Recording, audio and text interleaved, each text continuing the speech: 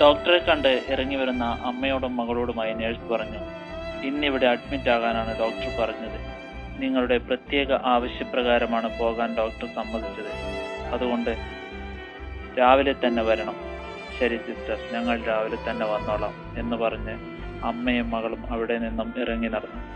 ഹോസ്പിറ്റലിന്റെ മുറ്റത്തിറങ്ങിയിട്ട് അമ്മ ആലോചിച്ചു, വീട്ടിൽ പോയി വരാൻ സമയമില്ല.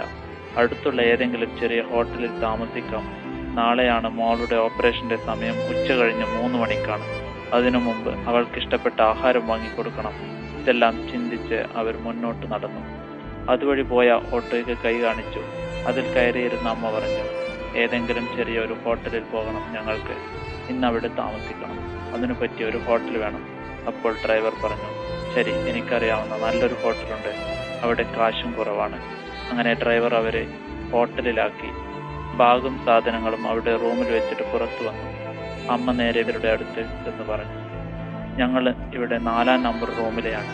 എൻ്റെ മോൾക്ക് തലയ്ക്ക് ക്യാൻസറാണ്. നാളെ അവരുടെ ഓപ്പറേഷന് വേണ്ടി വന്നതാണ് ഞങ്ങൾ. ഇപ്പോൾ ഞങ്ങൾ ഒന്ന് പുറത്തു പോവുകയാണ്. മറ്റൊന്നിനുമല്ല. അവരുടെ മുടി മുറിക്കാൻ ഡോക്ടർ പറഞ്ഞു. മുടി മുറിക്കുക എന്നാൽ തല മൊട്ടയടിക്കണം. ഇത് പറയുമ്പോൾ ആ അമ്മ പൊട്ടിക്കരഞ്ഞുപോയി. എന്നിട്ട് മകൾ കേൾക്കാതെ ശബ്ദം താഴ്ത്തി പറഞ്ഞു, അവളുടെ തല മൊട്ടയടിക്കുന്നതിനൊപ്പം ഞാനും എൻ്റെ തലയും മൊട്ടയടിക്കും. എൻ്റെ മോൾക്ക് വേദനിക്കാതിരിക്കാൻ എനിക്കൊരു നേർച്ചയുണ്ട്. അതുകൊണ്ടാണ് ഞാനും മൊട്ടയടിക്കുന്നത് എന്നും ഞാൻ അവളോട് പറയും. തലമുടിയില്ലാതെ കയറി വരുന്ന ഞങ്ങളെ നോക്കി നിങ്ങളാരും ചിരിക്കരുത്. നിങ്ങൾ ചിരിച്ചാൽ അത് എൻ്റെ മോളെ കൂടുതൽ വിഷമിപ്പിക്കും. അതുകൊണ്ട് സാർ ഇവിടെയുള്ള എല്ലാ ആൾക്കാരോടും പറയണം, തലമൊട്ടയായി വരുന്ന ഞങ്ങളെ നോക്കി ആരും ചിരിക്കരുതെന്ന് മാനേജർ സമ്മതിച്ചു. അങ്ങനെ അമ്മയും മകളും പുറത്തുപോയി. അങ്ങനെ തലമൊട്ടയടിച്ച് അവർ തിരിച്ചു വരുമ്പോൾ ഹോട്ടലിൽ കണ്ട കാഴ്ച അവരെ ഞെട്ടിച്ചു. മാനേജറടക്കം ആ ഹോട്ടലിലെ എല്ലാ ജോലിക്കാരും തലമൊട്ടയടിച്ചിരിക്കുന്നു.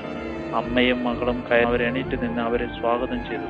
ഇത് കണ്ട ആ അമ്മയുടെ 2 കണ്ണും സന്തോഷത്താൽ നിറഞ്ഞൊഴുകി.